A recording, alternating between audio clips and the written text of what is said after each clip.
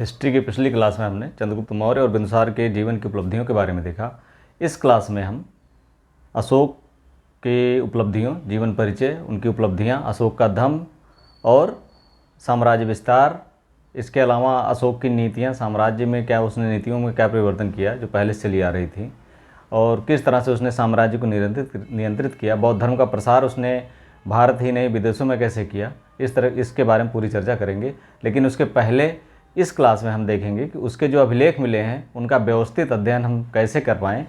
उनके लघु स्तंभ लेख क्या हैं, स्तंभ लेख क्या हैं, शिलालेख क्या हैं, लघु शिलालेख क्या हैं, कहाँ पाए गए हैं, इसके बारे में एक शार्ट नोट हम अगर देख लें तो आगे जब हम क्लास लेंगे तो इसमें हमें आसानी होगी। तो शुरू करते हैं। अशोक के अभिलेख आज की क्लास का विषय है अशोक के अभिलेख। अशोक के अभिलेख को 4 कैटेगरी में बांट सकते हैं। पहला है शिलालेख, दूसरा है लघु शिलालेख, तीसरा स्तंभ लेख और चौथा लघु स्तंभ लेख। ये चारों अलग अलग कैटेगरीज में है। इसमें शिलालेख में 14 विभिन्न लेखों का समूह है। इसमें 14 विभिन्न लेख हर शिलालेख में लिखे हुए हैं और ये 8 भिन्न भिन्न स्थानों से मिला है। ये 8 स्थान कौन कौन से हैं? मानसहरा हजारा पाकिस्तान में है। शाहबाज गढ़ी ये पेशावर में है। ये दोनों खरोष्ठी लिपि में लिखे गए हैं जो आरामाइक लिपि से प्रभावित है।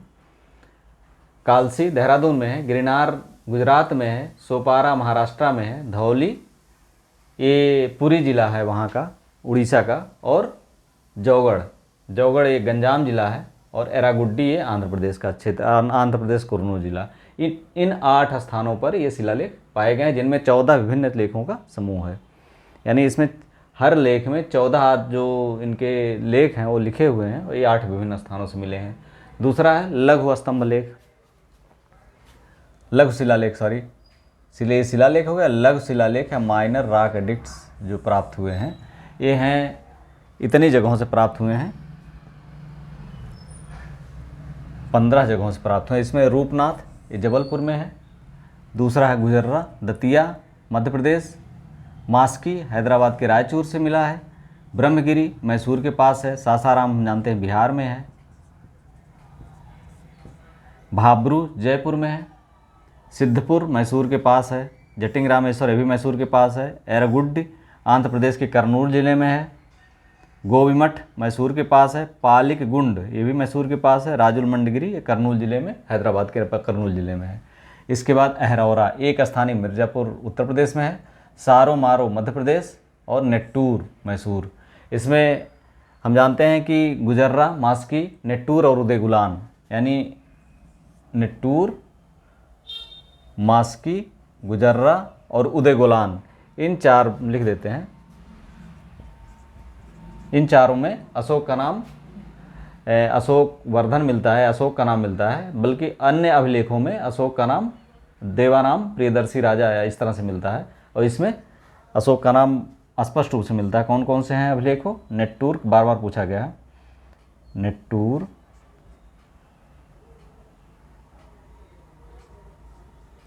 गुजर्रा, मास्की,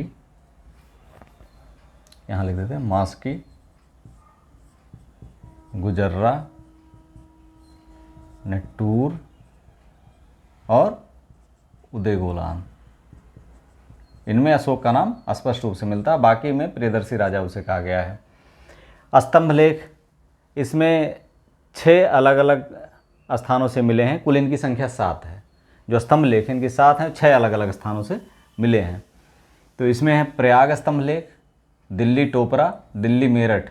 प्रयाग स्तंभ लेख में कई शासकों के, बाद में मुगल शासकों के भी कुछ लेख इसमें लिखे हुए हैं।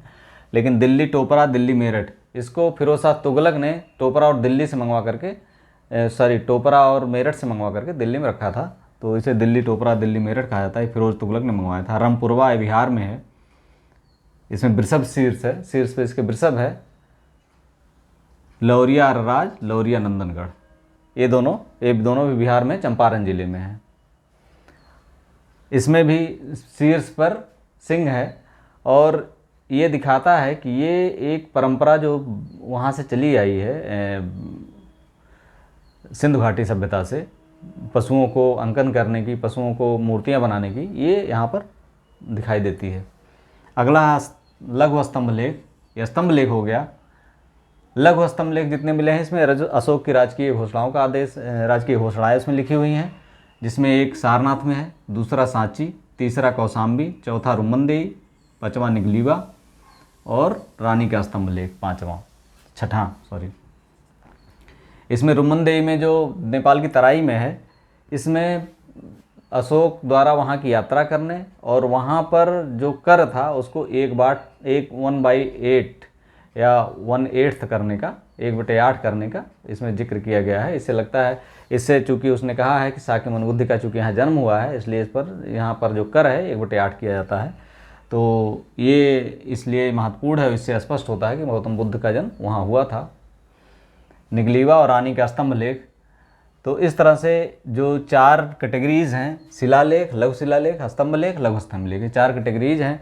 चारों कैटेगरीज में कौन कौन से अभिलेख कहाँ कहाँ पाए गए हैं ये बार बार पूछा जाता है, और कहाँ कहाँ किसमें अशोक का नाम मिलता है, स्तंभ लेख कहाँ कहाँ पाए गए हैं और लघु स्तंभ लेख कहाँ कहाँ पाए गए हैं, किस कैटेगरी के हैं, ये इसमें क्या लिखा हुआ है, इस तरह से।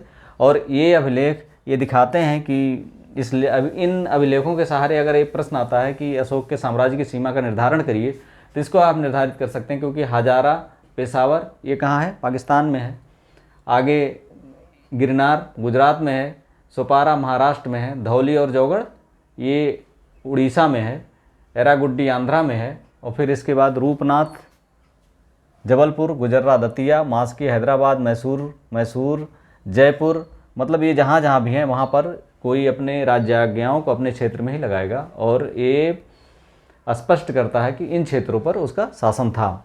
इसी तरह से नेपाल की तराई में कौशाम्बी, सांची ये सब तो मध्य प्रदेश का ही है, रुमनदेई नेपाल की तराई, निगलीवा, रानी का स्तंभ लेख इस रमपुरवा, लौरिया रिराज ये चंपारण के क्षेत्र में है, प्रयाग ही है, और इसके बाद जो है कालसी, देहरादून नेपाल, ये भी लगभग उत्तरी क्षेत्र है।